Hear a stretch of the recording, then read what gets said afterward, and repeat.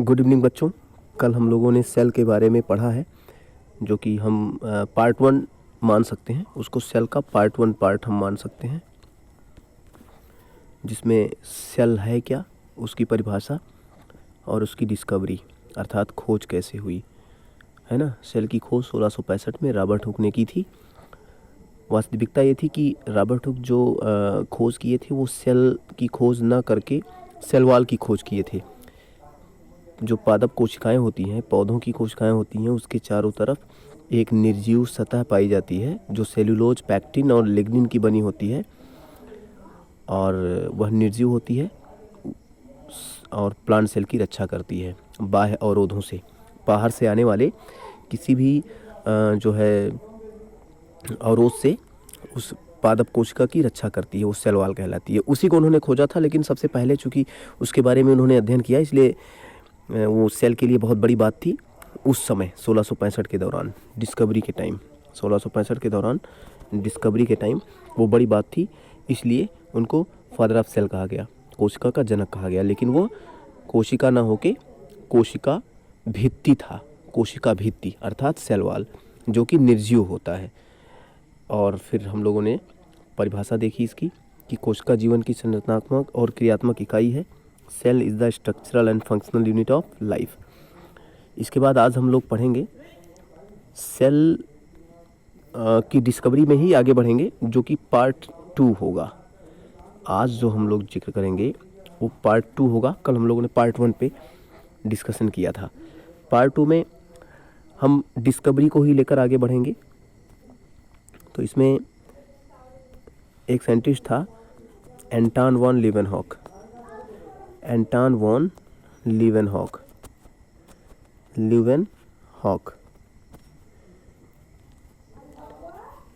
एंटन von Leeuwenhoek एक scientist था जिसने 1674 में एनिमल कोशिका का स्टडी किया, एनिमल सेल का स्टडी किया। ध्यान दीजिएगा, रॉबर्ट हुक ने पादप कोशिका का किया था। पादप कोशिका में अर्थात निर्जीव सेल वॉल के बारे में बताया था। और जो एंटन वॉन लीवेनहॉक था उसने 1674 में एनिमल कोशिका के बारे में बताया। उसने क्या किया, एंटन वॉन लीवेनहॉक ने क्या किया, बहुत सारे बैक्टीरियल सेल का स्टडी किया, बैक्टीरिया की कोशिका का, बहुत सारे बैक्टीरियल सेल का स्टडी किया, यानी बैक्टीरिया की कोशिका का, स्पर्म का किया, जो मानव का शुक्राणु होता है, स्पर्म का किया, और बहुत सारे सूक्ष्म जीवों के कोशिकाओं का स्टडी किया। और अपने स्टडी के आधार पर एंटन वॉन लीवेनहॉक ने उसे क्या कहा, एनिमल क्यूल कहा।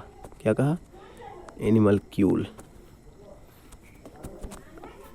तो बात समझिए, यदि बात आती है कि फादर ऑफ सेल कौन है, तो हम रॉबर्ट हुक की बात करेंगे। और यदि बात चर्चा की जाती है कि सबसे पहले एनिमल सेल की खोज किसने की, तो एनिमल सेल की खोज की एंटन वॉन लीवेनहॉक ने 1674 में। और क्या कहा, animal Kiul, CULE, animal Kiul. इसके बाद प्लांट सेल की यदि बात करें तो एक मार्सेलो मैलपिघी था, मार्सेलो मैलपिघी, जिसने 1670-71 के दौरान पादप कोशिका का अध्ययन किया था डिटेल में, और जीव द्रव्य के बारे में भी इसने बताया। तो ये डिस्कवरी थी। क्योंकि 9th के लेवल पर बस इतना ही बहुत है। बाकी इसके आगे हम लोग जब क्लास 11 का जो है पढ़ाने के लिए वीडियोस बनाएंगे तो उसमें डिटेल में और ज़्यादा पढ़ेंगे। चूँकि 9th क्लास के लिए स्पेशल वीडियो है। एक बार मैं पुनरावृत्ति कर देता हूँ पूरा का पूरा। सेल की जो डिस्कवरी हुई वो रॉबर्ट हुक के द्वारा हुई 1665 में, लेकिन वो सेल ना होकर सेल वॉल थी। सेल वॉल पादप कोशिकाओं में पाया जाता है। फिर पादप कोशिका का ही बहुत विस्तृत अध्ययन किया 1670-71 में मार्सेलो मैलपिघी ने। ये पादप की बात है, लेकिन अगर एनिमल सेल की बात की जाए तो बैक्टीरिया की कोशिकाएं, मानव शुक्राणु व अन्य सूक्ष्म जीवों की कोशिका का अध्ययन किसने किया, एंटन वॉन लीवेनहॉक ने। और एंटन वॉन लीवेनहॉक ने एनिमल सेल का जो खोज किया उसमें उसने क्या कहा, उसको एनिमल क्यूल कहा, animal Kiul, CULE, animal Kiul कहा। अब हम बात करें सेल थ्योरी, कोशिका सिद्धांत।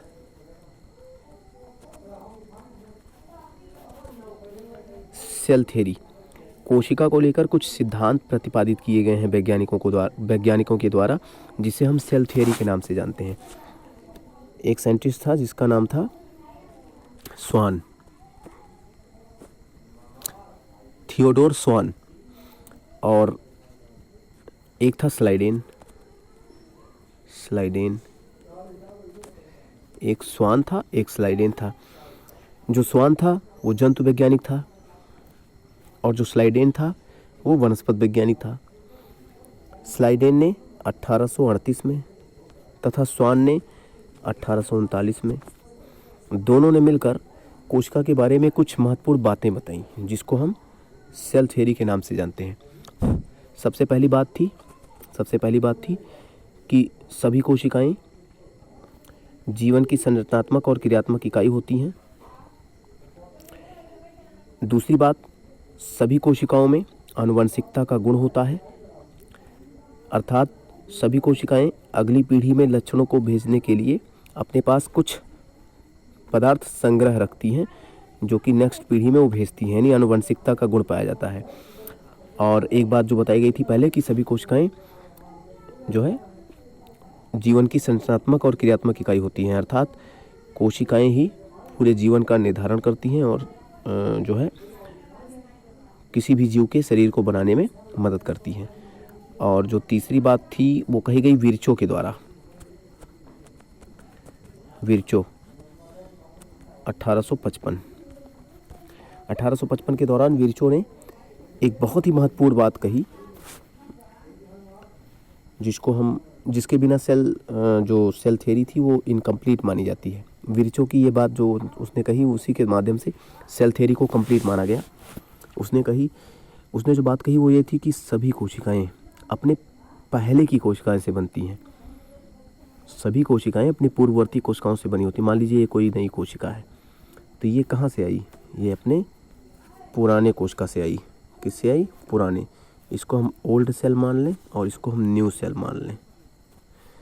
तो सभी कोशिकाएं अर्थात ये या न्यू कोशिकाएं अपने पूर्ववर्ती अर्थात ओल्ड से ही बनी होती हैं। ये जो है इम्पोर्टेंट फैक्ट किसने बताया? विर्चो ने। और यही बात जब सेल थ्योरी के साथ जुड़ी तो सेल थ्योरी जो है कंप्लीट हुई।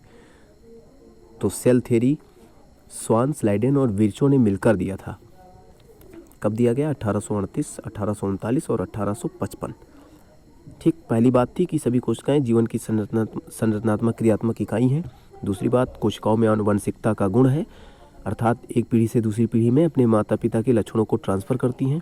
और तीसरी बात जो विर्चो ने बताई कि सभी कोशिकाएं या सभी नई कोशिकाएं अपने पूर्ववर्ती कोशिकाओं से मिलकर बनी होती है। ठीक है, ओमनिस सेलुला ई सेलुला, ओमनिस सेलुला ई सेलुला, ये विर्चो ने कहा था। ठीक है, इसका जो इंग्लिश जो है मतलब होता है वो ये होता है कि, या हिंदी में मान लें कि सभी कोशिकाएं अपनी पूर्ववर्ती कोशिकाओं से मिलकर बनी होती हैं। ओमनिस सेलुला ई सेलुला, यानी जो ये नई सेल है ये अपने पुरानी वाली सेल से ही बनती है। ठीक, तो ये था सेल थ्योरी। इसके बाद पार्ट ऑफ सेल, पार्ट्स यानी भाग, कोशिका के भाग, यानी कोशिका कितने भागों से मिलकर बना होता है। तो कोशिका 3 भागों से मिलकर बना होता है। सबसे पहला है प्रोटोप्लाज्म अर्थात जीव द्रव्य। दूसरा होता है सेल वॉल अर्थात कोशिका भित्ति। और तीसरा होता है वैकोल अर्थात रिक्तिका। कोशिकाओं के कितने भाग होते हैं? एक है जीव द्रव्य, दूसरा है सेल वॉल और तीसरा है वैकोल। जीव द्रव्य अर्थात प्रोटोप्लाज्म, उसके बाद सेल वॉल अर्थात कोशिका भित्ति और वैकोल अर्थात रिक्तिकाएं। यही 3 चीज़ मिलके कोशिका का निर्माण करती हैं। इसी तीन चीज़ों के अंतर्गत सारी चीज़ें सम्मिलित होती हैं। जिसको हम एक चार्ट के माध्यम से नेक्स्ट वीडियो में पढ़ेंगे। Okay, thank you.